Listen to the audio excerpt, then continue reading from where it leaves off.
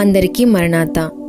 1947వ సంవత్సరములో father ఎం దేవదాసు అయ్య గారు రాజమండ్రిలో చేసిన ప్రసంగము. అంశము దైవ సంబంధి అనుభవములు.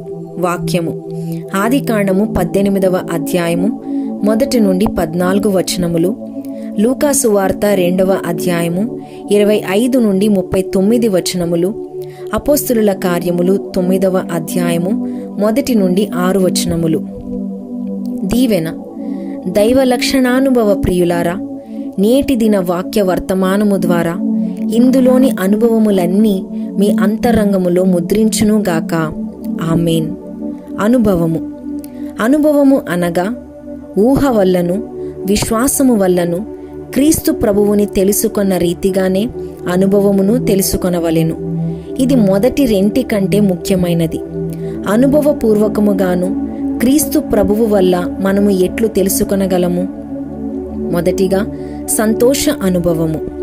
అన్న వస్త్రాదుల వల్లను కావలసిన సర్వ వస్తువుల వల్లను కలిగే సంతోషము వేరు. విద్య వల్లను కలిగే సంతోషము వేరు. విద్య వల్లను, ఘనత వల్లను, ఆరోగ్యము వల్లను, స్వజనుల వల్లను కలిగే సంతోషము వేరు. వట్టి సంతోషములు వేరు. ఊహా సంతోషము వేరు.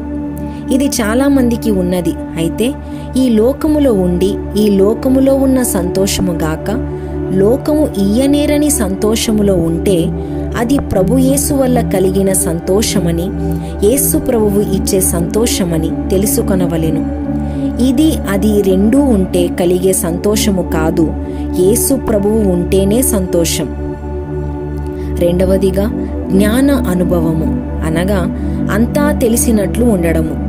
మంచి చెడ్డ, లోకము పరలోకము, నరకము సాతాను, నరుడు, దూతలు, బైబిలు, సర్వశాస్త్రములు, గడిచిన సంగతులు, నేటి సంగతులు, రాబోయే సంగతులు, ఇవి అన్నీయూ తెలిసినవాడు నాకు సమస్తము తెలుసును అని అనును.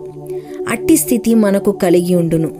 దీపము వెలిగింపగా చీకటిలో ఉన్న వస్తువులను, అవి ఎక్కడెక్కడ ఉన్నవో వాటి స్థానములను, వాటి స్థితియు మనకు స్పష్టముగా కనబడును. ఆ విధముగానే మనకు మనస్సులో ఉండును.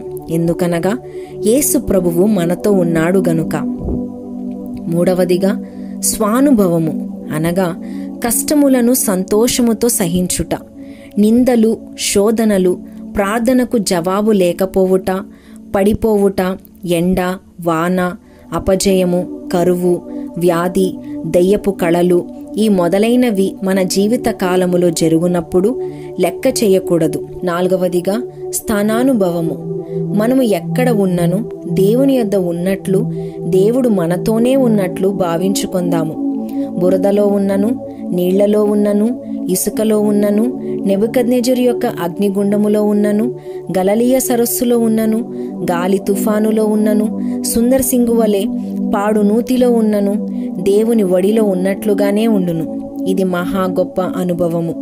శ్రమ, విపత్తు గల దేశములో ఉన్నను, గాలిలో ఉన్నను, నిద్రావస్థలో ఉన్నను, నేను నా తండ్రి యొద్దనే ఉన్నాను అని తలంచుకొనవలెను.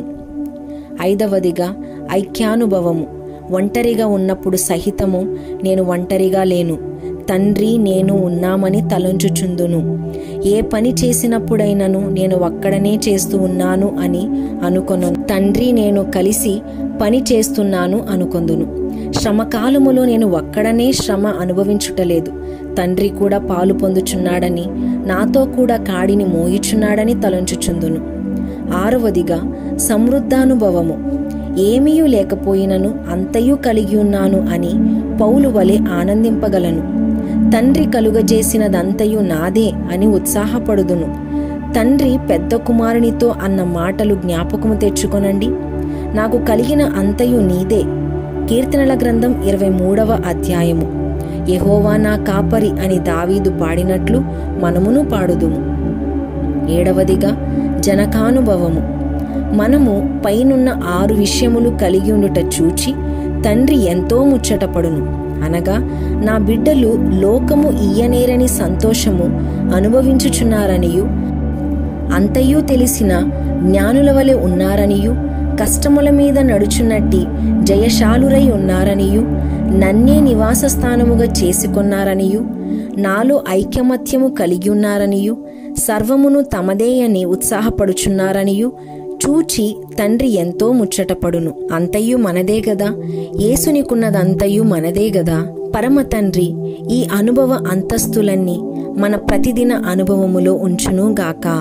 ఆమేన్.